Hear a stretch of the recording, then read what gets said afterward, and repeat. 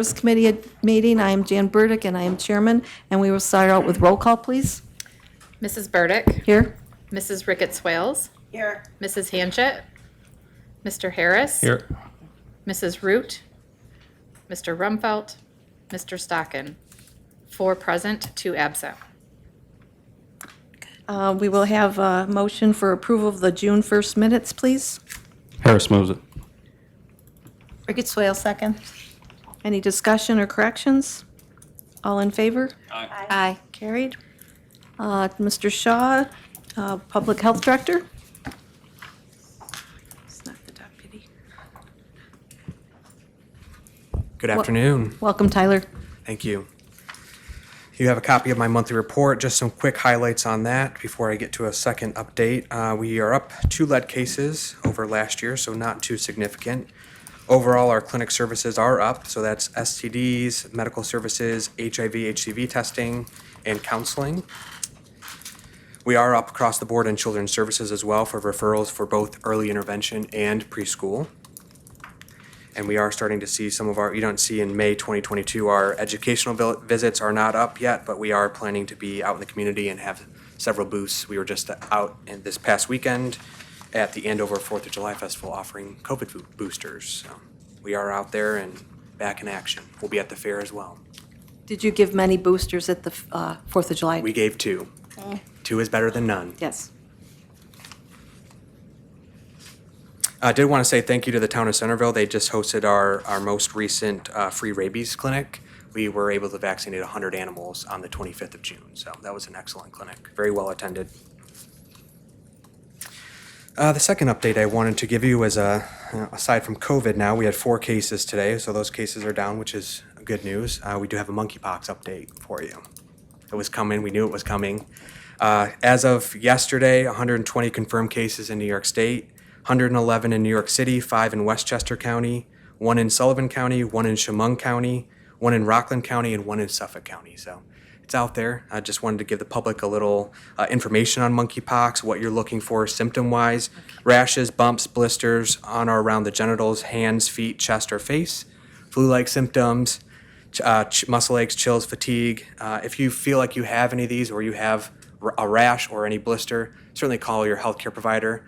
Right now, all the testing is being funneled through our office in coordination with the state health department. So if anyone needs testing, go to your healthcare provider first, and they'll coordinate through our office for the testing if needed. How it spread: direct contact with anyone who has monkeypox, close physical contact, usually within 6 foot for longer than 3 hours. We're back to that whole 6 foot thing. And you also can get it between objects and fabrics, clothing, bedding, and towels with someone who has active blisters or rash or sores. So be on the lookout for those things. The last thing is, how can you protect yourself? Ask any of your partners if they have any rash or symptoms consistent with monkeypox. So that's relatives, friends, family. If you know anyone who has been diagnosed and they tell you that they were diagnosed with monkeypox, certainly keep an eye on those flu-like symptoms and any rashes that develop. Avoid skin-to-skin contact with someone who has a rash or monkeypox symptoms. Seems like common sense, but you should look out for those things. If you have been exposed or have any symptoms, again, reach out to your healthcare provider. That's the number one way you can get yourself tested. We have, not here in the county, but across the state, they have seen individuals with chickenpox that thought they were monkeypox. Chickenpox is still out there as well. So especially if you haven't already got your children immunized for chickenpox, we do have those available too. So. Does anybody have any questions for Tyler about that? Okay, Tyler, go ahead. All right. First up, we do have a request for an approval to renew the following WIC clinic site agreements. Should I read these separately, or can they be lumped together? Lump them together, okay. So we do have 8 WIC clinic site agreements. Alfred Seventh-day Baptist, Angelica United Methodist Church, Belfast United Methodist Church, Bolivar Fire Department, Canasarega Fire Hall, Cuba First Baptist Church, Fillmore Wesleyan Church, Friendship United Methodist Church. These are for our WIC off-site clinics as well. So moved. Harris. Second, Hanchett. Any discussion? All in favor? Oops, Mr. Healy. Thank you. Tyler, how often do you actually hold those clinics? They vary. Usually it's at least once a month at these different sites across the county. Not at all the sites at the same time, or? No. Some of them are like the first Tuesday of the month, some are the third Thursday. It just depends on, based on their contract and what we could get in for. And that's all available through your website? or- Yes. Thank Yep. you. Any further discussion? All in favor? Aye. Aye. Carried. Okay, the last request I have is for approval to enter into a service provider agreement with Paula Gleason for speech language pathology services for our preschool program. So moved. Second, Ricketts Wales. Any discussion? Tyler, is that service provided in school or do they have to go to her? It's usually in the home, but you could have center-based, which could be school-based as well. It just depends on the provider's schedule and also the parents, what's in the plan. Any other discussion? All in favor? Aye. Carried. Thank you, Tyler. Thank you. Next is Edna Kay, Social Services Commissioner, and she will do her report, and then she also has some guests that are going to do a presentation for us today. Good afternoon. I want to introduce Bethany Geisel. She is a senior caseworker and works specifically with Child Protective Services. She's going to tell you about that service that we offer today.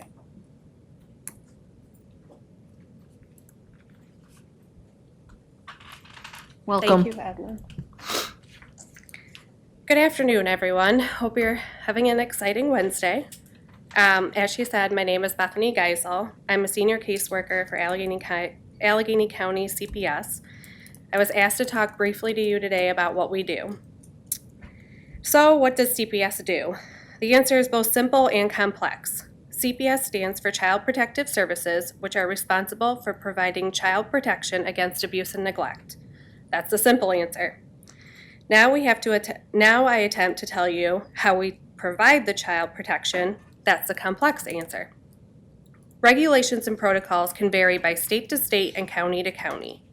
In Allegheny County, we have a two-track system: traditional CPS investigation and family assessment response, which is also known as FAR.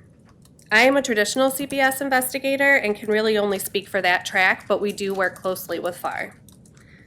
Although there's no CPS case that are the same, I'm going to try to walk you through a typical traditional CPS investigation. First, a report of child abuse or neglect is made to the State Central Registry. We call this the SCR. This report can be made by anyone and can be called in anonymously. The source of a report is always confidential.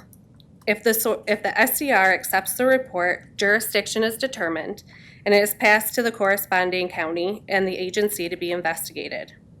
Last year, Allegheny County had 747 SCR reports. Today, in 2022, there have been roughly 360 reports. Once the report has been assigned to a caseworker, the children or child listed on the report have to be seen and their safety has to be assessed within 24 hours.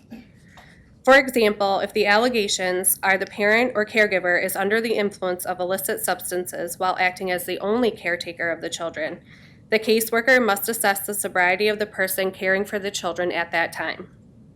The source of the report and a history check of all persons listed on the report is also completed within 24 hours of the case being opened. Within 7 days of having an SCR report, the assigned caseworker continues to assess for safety. This is done through face-to-face interviews with the maltreated child and everyone who lives in the child's home, as well as the alleged subject and everyone who lives in the alleged subject's home. Home visits are conducted to assess the safety of the home itself. During these home visits, we're looking for appropriate sleeping arrangements, adequate amounts of food, running water, and any possible safety concerns like drug paraphernalia or a firearm that could be accessible to children. We have an obligation to speak with all biological parents who still have their parental rights, and if the maltreated child spends more than 50% of their time with this parent or an alternative caregiver, full interviews and home assessments have to be completed with them as well. Releases and collateral contacts are gathered during this time. At the 7-day mark, a safety assessment must be completed surrounding 18 different safety factors. The caseworker uses the evidence gathered thus far in the investigation to choose a decision. There's 5 of them. 1, there's no safety factors present that suggest the child and the children are not likely to experience immediate or impending danger. 2, the safety factors exist but do not rise to the level of concern where a safety plan is needed. 3, at least one safety factor is present that rises to the level of concern requiring a safety plan be put in place. 4, at least one safety factor is present that rises to the level of concern requiring the children to be removed or continued placement of the children. And lastly, 5, at least one safety factor is present that rises to the level of concern requiring a safety plan or removal, but the access to the children is being denied. If a safety plan is necessary, it's intended to be short-term, and a case cannot close on a safety plan. The plan is created in conjunction with the caregiver and lists specific actions the caretaker must take to protect the child, as well as specific actions the caseworker has to take to protect the child. For example, if there are allegations of sexual abuse, the safety plan may be that the alleged subject not be left alone or unsupervised with the children at any time until further investigation can happen. One caregiver needs to agree to and sign the safety plan for it to be effective and put in place. If the safest course of action is to remove the children from the caretaker, we work closely with our attorney and our family court in order to ensure that all of our legal documents and evidence are in order. We also work with our legal team to file other petitions in court, assisting us in obtaining orders of protection, access orders, and court-ordered services. Most of these court actions also lead to collaboration with our foster care team and our preventive team. Within 60 days, give or take a little, the caseworker has collected enough evidence throughout collateral contacts, interviews, and home visits to come to an investigation conclusion. Another safety assessment is completed as well as a risk assessment. A case can either be unsubstantiated or substantiated. Unsubstantiated means there is not enough evidence to say the alleged subject acted in a way that they knowingly or willingly put the child in immediate or impending danger. Therefore, substantiated means that there was enough evidence the alleged subject acted in a way that they knowingly and willingly put the child in immediate or impending danger. A case can close with referrals to services based in the community, preventive services in place, an ongoing neglect petition in court, or a removal. We refer to community services as much as possible, hoping the added help will assist the family in correcting the concerning behavior to prevent a repeated report. We work with families to help them identify their own support systems within their family and community as well. As any career, protocols are consistently being updated and changed. Best practices are implemented to improve the quality of our work, in turn requiring us to do a little bit more work. Since I have been with the county, the protocol to assess for sex trafficking, culture, and gender identification has changed. We also keep up on the regulations of our MDT, which stands for Multiple Disciplinary Team, and work closely with our Child Advocacy Center. Most recently, our burden of proof has changed. In order for our case to be substantiated, we are now required to have a fair preponderance of evidence, which is much higher than the prior burden of proof that was credible evidence. Throughout the entire investigation, the caseworker communicates with the CPS supervisor and decisions are made together. No assessment is completed without input and conversations with a supervisor. Some decisions are made with a deputy commissioner, the attorney, and the commissioner as well. We are supported from the time our case starts till the time it ends. So, what does CPS do? There's so much more I could tell you, and I would love to share with you all. But at the end of the day, Allegheny County CPS team, we are a 24 hours, 7 days a week, 365-day a year on-call agency that requires a lot of hard work and dedication, and you don't get through that without being a team. I personally believe myself and my coworkers, which there were a few of them, but I think they bailed, are some of the most dedicated and compassionate workers in Allegheny County. A lot has happened in my years of working here, and I can say that our team supports each other no matter what the situation is. Allegheny County CPS is a strong team of caseworkers, supervisors, deputy commissioners, and commissioner. So I could clearly talk to you guys all day about what we do and what my team does. So if you have any questions, feel free to pop down and ask. One of us will be happy to help you. Thanks for having me. Thank you very much. I have a question for you. When you go into a home, do you go one person at a time or do you go as a team so that you've got some kind of backup if something were to happen? So if it's a new family to us and we don't know their background very well, we go in pairs. And depending on the allegations, we take law enforcement with us. If we know the family, if they're not new to us and we know that they're not overly threatening, we'll go alone, especially if we've worked with them before. So it kind of goes case by case. One more question from me. What kind of follow-up for, like, is it a year or, or is it just ongoing? So we have 60 days, give or take, to close an investigation. And how it closes depends on the follow-up. Like, the follow-up will depend on how it's closed. So if it's unsubstantiated and it's closed but just referred to, like, counseling, we wouldn't do any follow-up on that. But if we refer them to preventive services, we normally stay on as a CPS monitor to just the preventive worker follows up with them once a month at a minimum, and then they keep in touch with us about any safety concerns. If it's in court, it just depends on where we stand in court if it goes to a trial or if we settle, if custody settles, anything like that. Thank you. If I'm not mistaken, you guys are literally on 24 hours a day. Yes, we Like are. you rotate a phone home on the weekends, if I'm not mistaken. So our on-call is all of the caseworkers in Allegheny County, the senior caseworkers. We all sign up for on-call, and it's a week at a time from Monday to Monday. So anytime that the office isn't open, which is 8:30 to 4, it will go to the on-call person. So you get the really early mornings, nights, and weekends. And it varies each year on how many each person gets. Right. Seniority plays a play in that. And this year I think I had 9 weeks on, but it's scattered throughout the year. So yeah, we're 24/7. Mr. Healy? Thank you.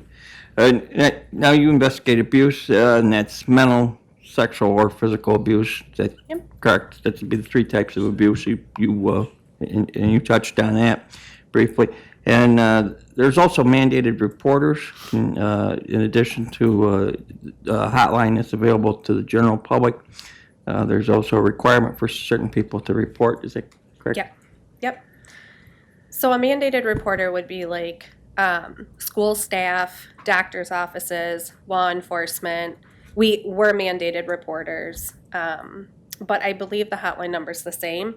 And mandated reporter, we call the source at the beginning of a report and get their input, read them the narrative, and they confirm it, tell us any other information that they can. And then if it's a mandated reporter, we follow up to let them know the case is closing and do they have any additional concerns. If it's not a mandated reporter, we don't follow up with the source just because it could be a family member or they can call it in anonymously, so. Well, I too would like to thank you because I know I worked with Child Protective Services for many years, and my role as a state police investigator, and I know that's very mentally and emotionally draining, and I thank you all for all you do. Thank you. Yeah, well, thank you. We couldn't do it if we weren't a team like we are, so. How many staff are in CPS? So there are 8 of us right now. Wow. And 2 of which are FAR, but they're still CPS. They're just the Family Assessment Response Team.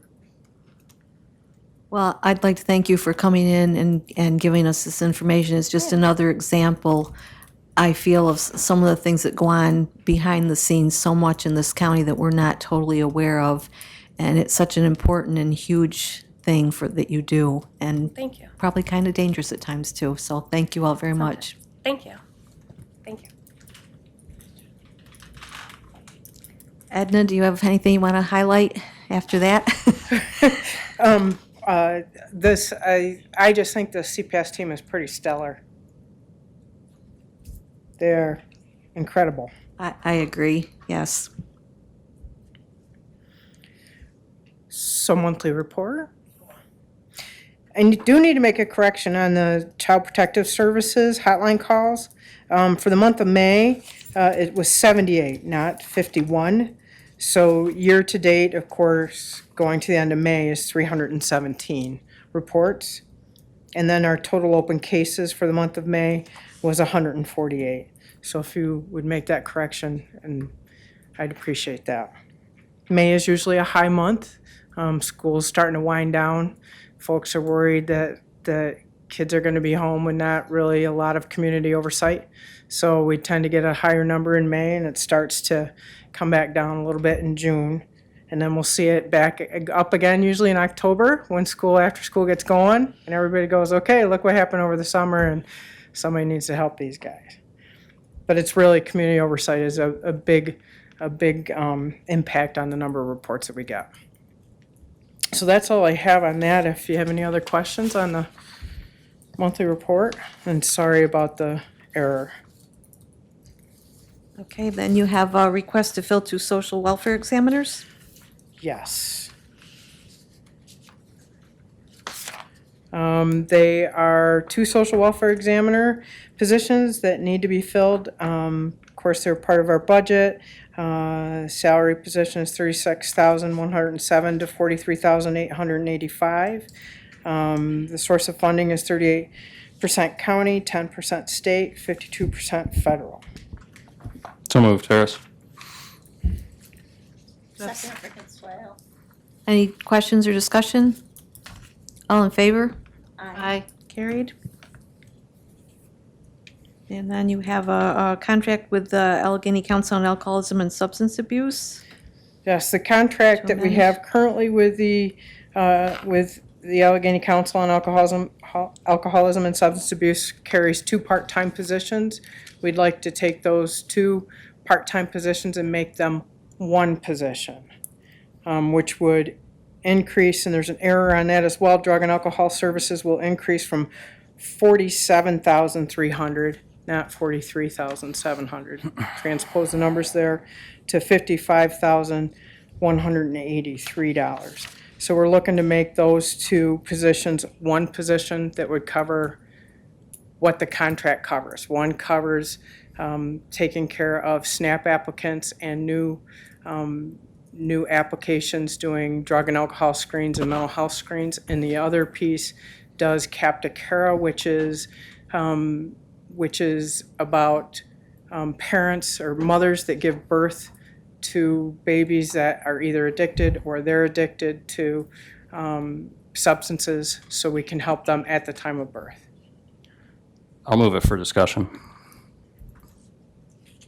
Do we have a second? Second, Hanchett. Discussion? Madam? Mr. Harris? I guess I don't understand. This is an ACASA employee Yes, we contract. that we that. contract with? Yes. So really, all we're doing, we're making adjustments to the contract, or we're making Yes. So once we make one, I'm sorry, I didn't mean to interrupt you. No, that's okay. Go ahead.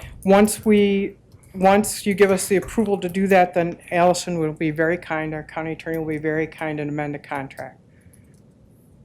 If you give Okay. us the approval to do that. Okay, so is the language of the contract that it's 2 part-time employees specifically? Currently, yes. Okay. Any other discussion or questions? All in favor? Aye. Carried. And Thank you. then we have a request for approving the renewal of the contract for HEAP. Yep, we have 2 of those. One is with Accord. This is also included in the 2022 budget. It's to help with the HEAP applications as they come in. Accord does theirs at $15 per application processed, and that is covered by 100% federal funds, 0 local share. Have a motion? Ricketts Swales will move it. Hanchett seconds. Any questions or discussion? I guess I have a question. Sure. So part of it is through Accord and part of it's through DSS. So when they apply, do they apply through you or do they apply through Accord? They would apply at Accord, and then Accord would do the determination and send the application up here. we would process accords. OFAs is a little bit different. Okay. I'm going to get lost in the weeds if I keep going. I'm like, oh. Okay, so that's the one for Accord. So do we Yeah. have any further discussion on that one? All right, all in favor? Aye. Aye. All right, then we have one with OFA. So OFA does the HEAP applications with the seniors, and that is a budgeted amount of $38,500.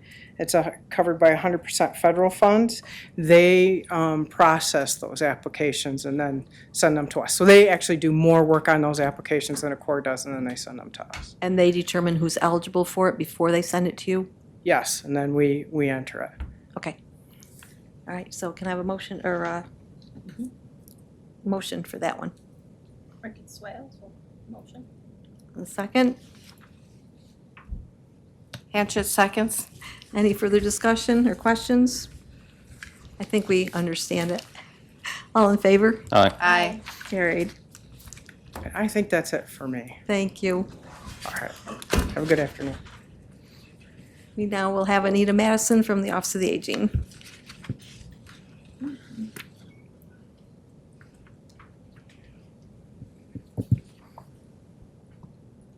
Good afternoon. Hi, Anita. The first thing I have is the monthly report. I would just like to highlight a couple of things. The telephone calls at our front desk continue to go up. If you look at the same month last year, we were at 1,653, so 1,653 calls at our front desk. Last month, 1,710, and then the previous month, or last month, was 1,868. So we continue to go up from last year right on through for our calls at the front desk. Our insurance counseling appointments also go up, so we were at 158. That is hours of service for HICAP, a health insurance information counseling program that we have, which are Medicare beneficiaries. The year before, we were at 136, and the month before also at 136. Is there any questions on our monthly report? What do you think the reason for the increase in phone calls at the front desk is? We are seeing a huge increase in phone calls. People were calling, asking if we were doing a senior picnic.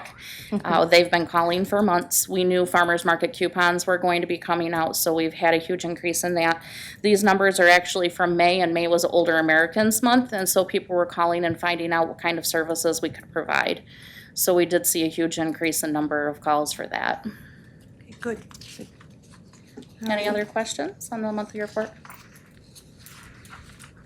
All right, then you, Mr. Healy? Sure. Could you just explain to the public that's listening what the farmer market coupons are? Sure, I'd love to. So we do have senior farmers market coupons. They are available for any New York State resident. Actually, it does not have to be Allegheny County because they are Ag and Farm and USDA. So anybody who is 60 or over, underneath a certain income limit, can qualify to receive $5 farmers market coupons. So $25 this year. That did go up from last year. Anybody who is in the household who meets the criteria, which is 60 or over or underneath the income limit, can qualify.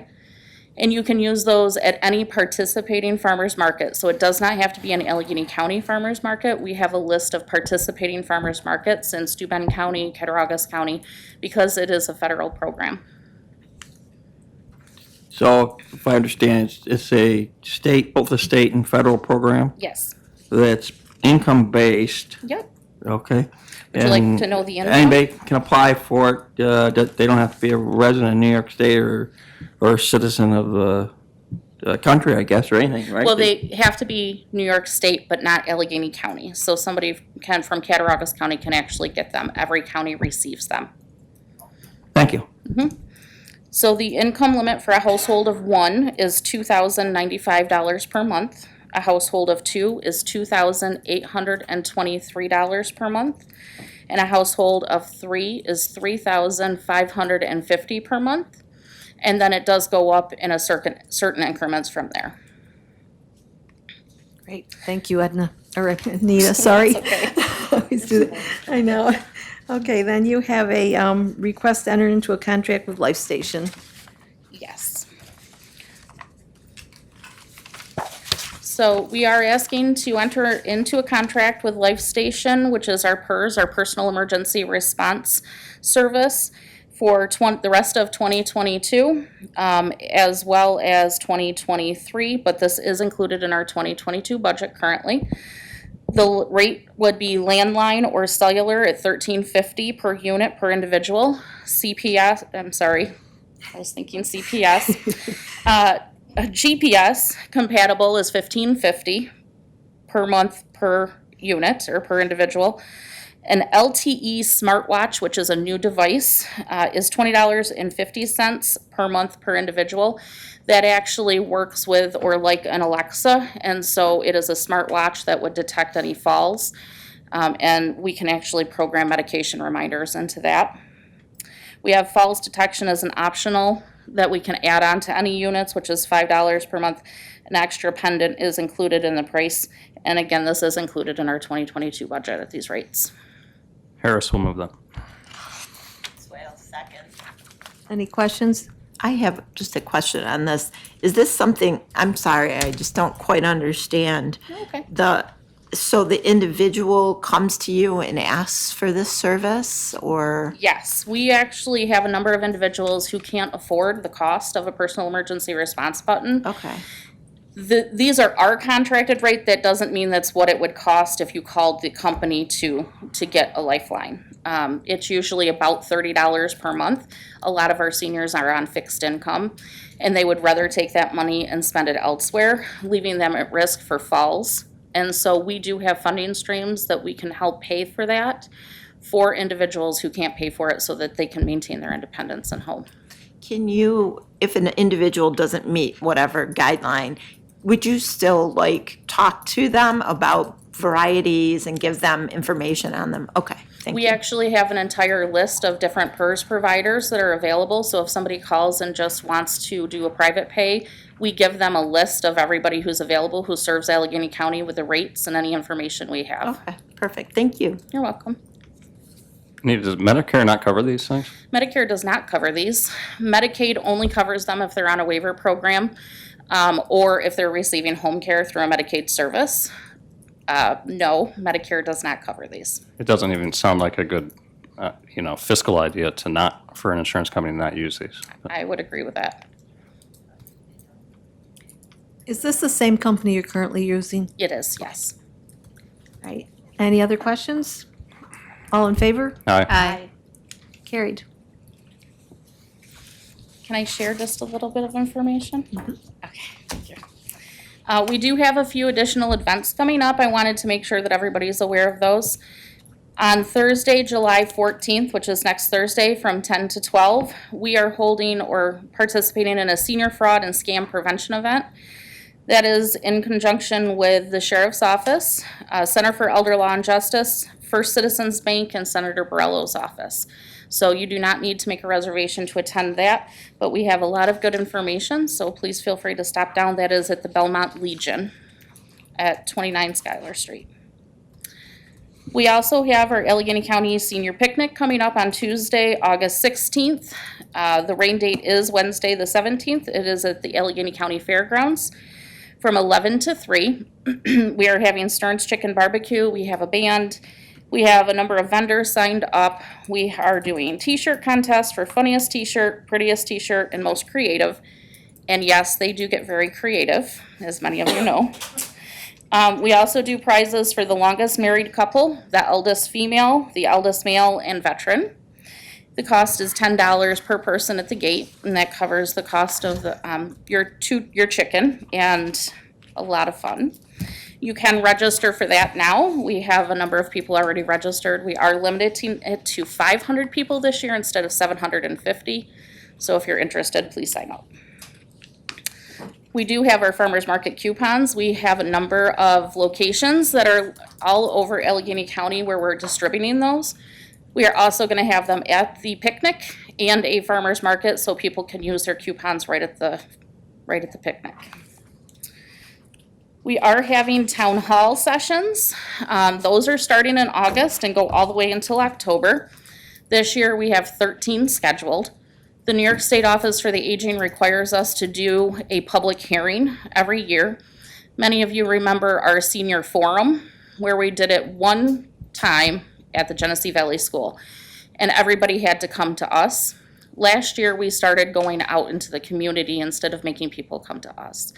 And we had wonderful feedback in the fact that we were coming to them, and it allowed smaller groups to be able to say what they needed in their community and for the legislators to be able to hear that. So we have 13 events or town hall sessions scheduled. That information is on our website. We also are having a Southern Tier Walk to End Alzheimer's on October 8th in Cuba. This is the first time that this event has ever been brought to Allegheny County. So we're pretty excited. We have been really advocating for that. It's been in Chautauqua County and Cattaraugus County every other year. And every year we're trying to bring it to Allegheny County. This year we succeeded in doing that. We are on the planning board, and the information is on our website as well. And I think that's it. And I believe you emailed that to all of us, correct? Yes, I did. So if you missed any of those details, you can check your email and you'll see it in there. Thank you. Thank you. And we have Dr. Anderson.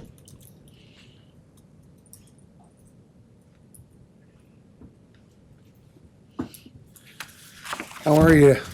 It's always good to see me because I'm the last one. You're done. Now, I just wanted to say one thing.